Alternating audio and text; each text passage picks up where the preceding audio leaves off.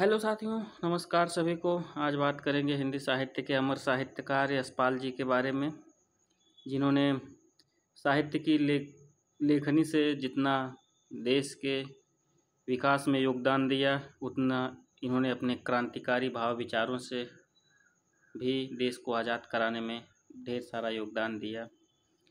तो इधर उधर की बातें ना करते हुए सीधे इनके कृतित्व व्यक्तित्व के बारे में एक कहानी कथासार की तरह से देखेंगे।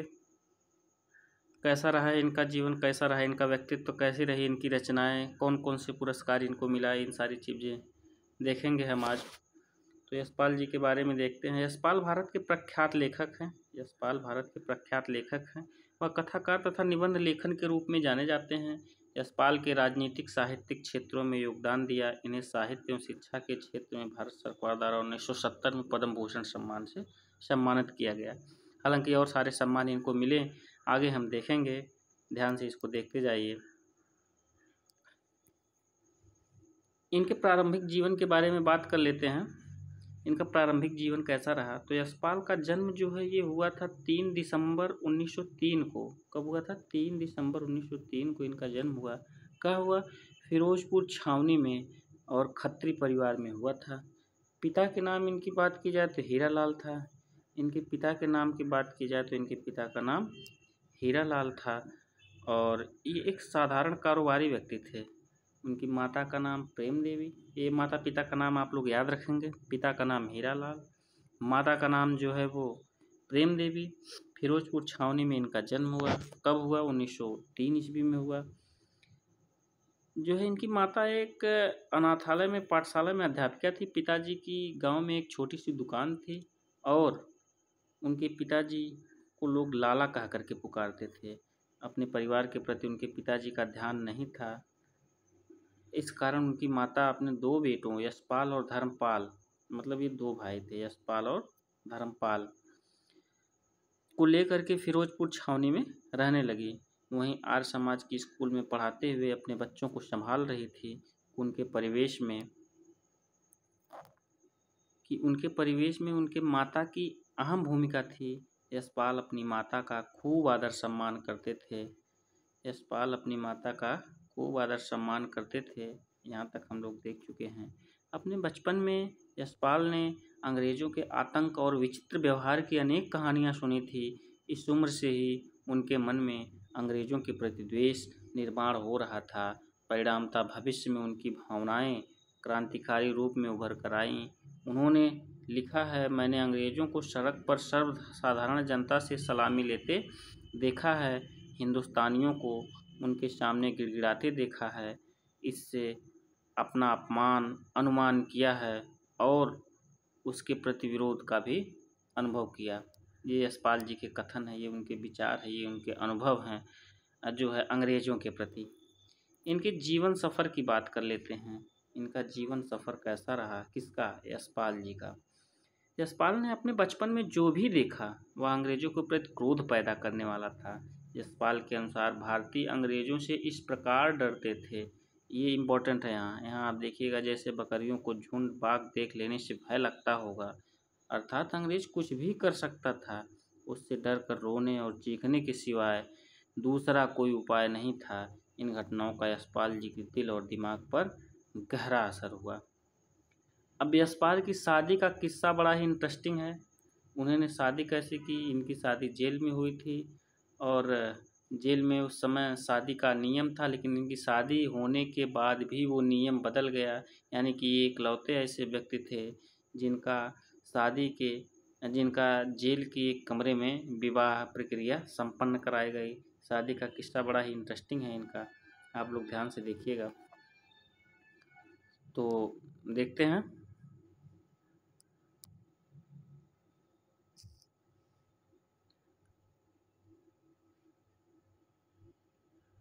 जंग आज़ादी के दौर की यह घटना है।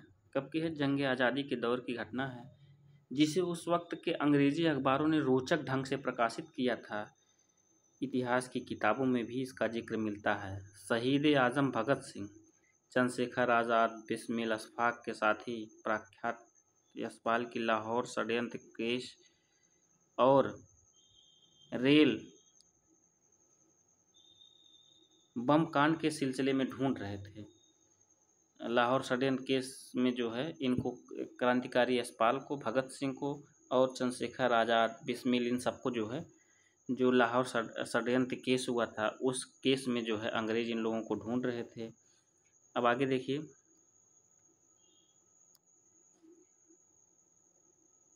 अंग्रेज अफसर सैंडर्स के वध में भी इनकी भूमिका थी। अंग्रेज अफसर जो सैंडर्स की हत्या लोग क्रांतिकारियों ने कर दी थी, उनमें भी इनकी भूमिका थी। 1932 में फिरंगियों ने इन्हें इलाहाबाद में गिरफ्तार कर लिया।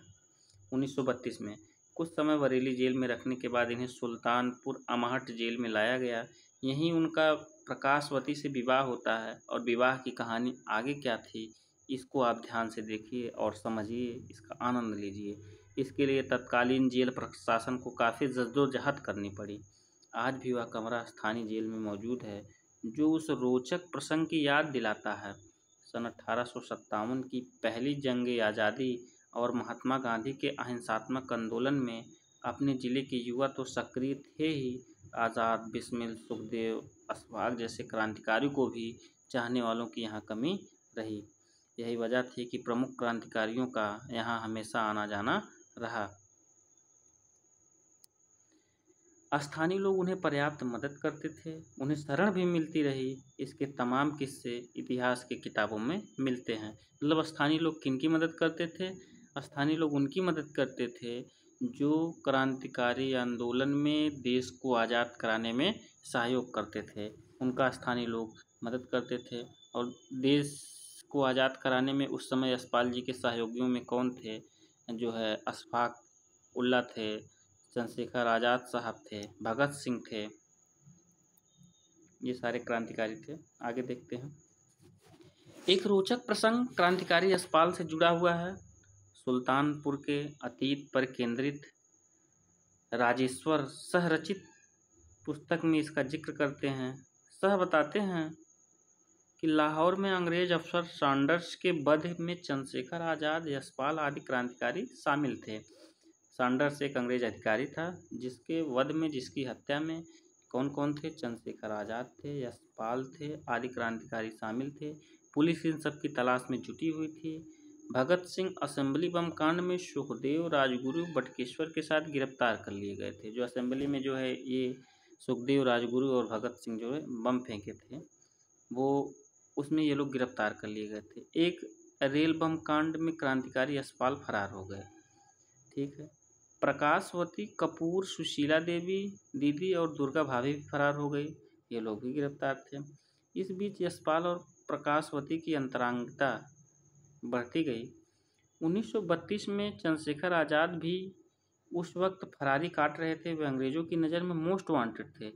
इलाहाबाद में सन 32 में जब अल्फ्रेड पार्क में पुलिस ने आज़ाद को घेरा तो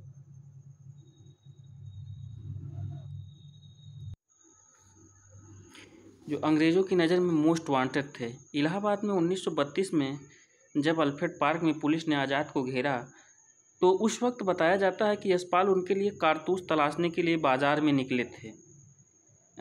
जब उनकी गोली मारकर हत्या कर दी गई थी, उससे पूर्व की घटना हुई आज़ाद साहब की, तो उनके लिए यशपाल साहब जो है वो गोली ढूंढने के लिए गए थे, क्योंकि उनकी गोली ख़त्म हो गई थी। उसके बाद ही अंग्रेज़ों ने उनको मारा था। कारतूस तलाशने के लिए बाज़ार में निकले थे। एक साथी की मुखबिरी से अंग्रेज़ आज़ाद को तलाशने में सफल हो गए और उन्हें यशपाल के बारे में भी जानकारी मिल गई। उन दिनों यशपाल इलाहाबाद के कटरा मोहल्ले में एक आयरिश महिला के मकान में रहते थे। आयरिश महिला मतलब आयरलैंड की। आयरिश महिला के मकान में रहते थे। और आगे देखते हैं।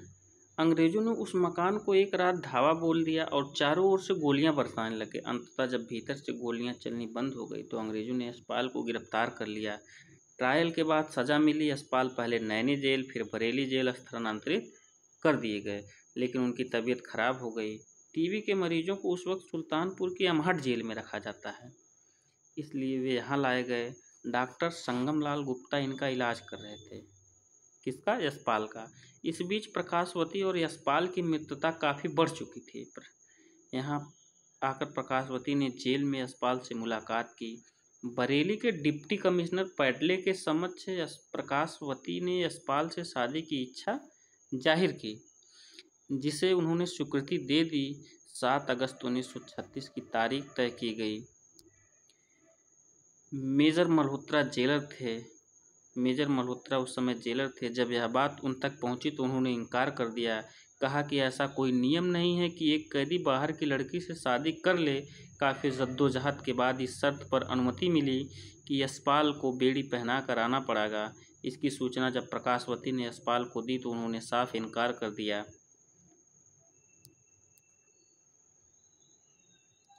यशपाल ने जाने से इनकार कर दिया। कह रहे हैं कि बेड़ी पहन करके हम शादी करने कोर्ट में नहीं जाएंगे। आगे देखते हैं।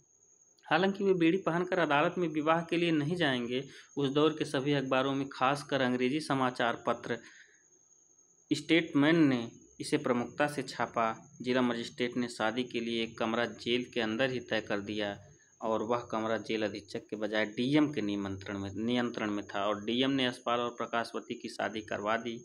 कुछ समय बाद यूपी तत्कालीन संयुक्त प्रांत, मतलब यूपी का पूर्व नाम संयुक्त प्रांत था, सरकार होम के मेंबर सर महाराज शाह महाराष्ट्र के गवर्नर बनकर निरीक्षण के लिए आए तो उन्होंने जेल मैनुअल में एक और धारा बढ़ा दी। वह यह थी कि जेल में कैदियों का विवाह नहीं हो सकता। यशपाल ने इसके बाद हंस करके कहा था, देखिए कितनी प्यारी बात और हमको तो बड़ी अच्छी लगी है। चलिए, एक ऐसी बात हो गई जो कभी नहीं हुई थी और ना ही अब हो सकेगी, अर्थात उनकी शादी। ऐसा नियम पहले था मैनुअल में और इन्होंने पहली शादी की, उसके बाद ये नियम ही हट गया। तो इसका मतलब ये है कि इससे पहले ना तो किसी की शादी जेल में हुई थी किसी कैदी की और ना अब इसके बाद होगी, क्योंकि वो जो है जेल मैनुअल से ही हट गया। और हटाया किसने था? और ये जो एक निरीक्षण करने आए थे सर महाराज, महाराष्ट्र के गवर्नर निरीक्षण करने जो आए थे। आगे देखते हैं। यहाँ से लाहौर के नेशनल कॉलेज में पढ़ाई के दौरान उनकी मुलाकात भगत सिंह और सुखदेव से हुई। उन्होंने लाहौर के नेशनल कॉलेज से बीए किया तथा नाटककार उदय शंकर से उन्होंने लेखन की प्रेरणा मिली। देशभक्त क्रांतिकारी चंद्रशेखर आज़ाद, सुखदेव से प्रेरित होकर इन्होंने क्रांतिकारी गतिविधियों में भाग लिया। चंद्रशेखर आज़ाद के शहीद हो जाने पर वे हिंदुस्तानी समाजवादी के प्रजातंत्र के कमांडर नियुक्त हुए। किसके? हिंदुस्तानी समाजवादी प्रजातंत्र के कमांडर नियुक्त हुए। इस समय दिल्ली और लाहौर में मुकदमे चल रहे थे। यशपाल इन मुकदमों के प्रधान थे। इस दौरान वे पुलिस द्वारा पकड़े गए और इन्हें गिरफ्तार किया गया। वे 14 साल जेल में रहे और 1938 में इन्हें मुक्त किया गया। 14 साल की इनको जेल थी। इनकी सज़ा 1940 तक थी, लेकिन तबीयत खराब होने की वजह से जो है इनको 2 साल पूर्व ही छोड़ दिया गया था। अब इनको ये तो इनके जीवन संघर्षों के बारे में था। स्वतंत्रता संघर्ष में इन्होंने किस प्रकार से योगदान दिया, किस प्रकार से इनकी शादी हुई, थोड़ा इनका संक्षिप्त परिचय था।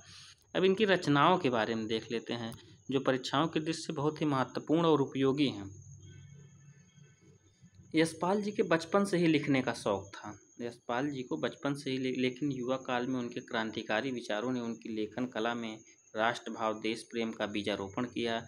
जेल से मुक्ति मिलने पर इन्होंने विप्लव नामक मासिक पत्रिका की शुरुआत की, जो थोड़ी ही कालावधि में, यानी कि थोड़े ही समय में लोकप्रिय हो गई। 1940 से 1976 तक उनके कुल 16 कहानी संग्रह प्रकाशित हुए और 17 जो है इनके मृत्युपरांत प्रकाशित हुआ। 16 कहानी संग्रह प्रकाशित हुए और एक और कहानी संग्रह प्रकाशित हुआ 17वां, यानी कि कुल इनके संग्रहों की बात की जाए तो 17 कहानी संग्रह इनके हैं। ठीक है, इनके उपन्यासों की बात कर लेते हैं।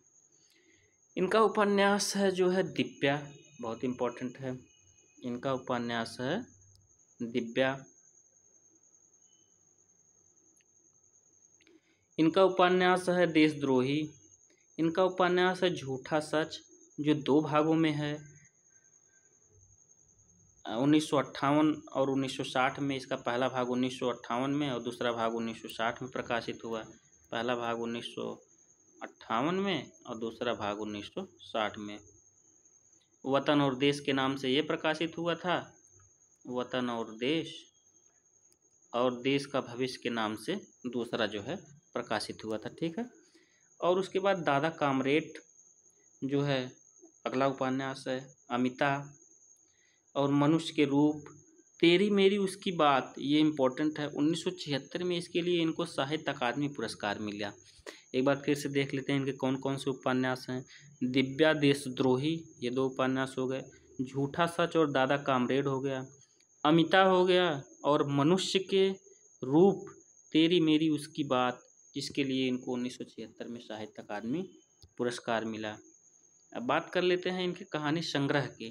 तो इनका कहानी संग्रह जो है, कहानी संग्रहों की संख्या कुल कितनी है? तो कहानी संग्रहों की संख्या है 17। तो जो है ये है पिंजरे की उड़ान, फूलों का कुर्ता, धर्म युद्ध, सच बोलने की भूल, भस्मावृत चिंगारी, उत्तमी की माँ, चित्र का शीर्षक, तुमने क्यों कहा था कि मैं सुंदर हूँ, ज्ञानदान,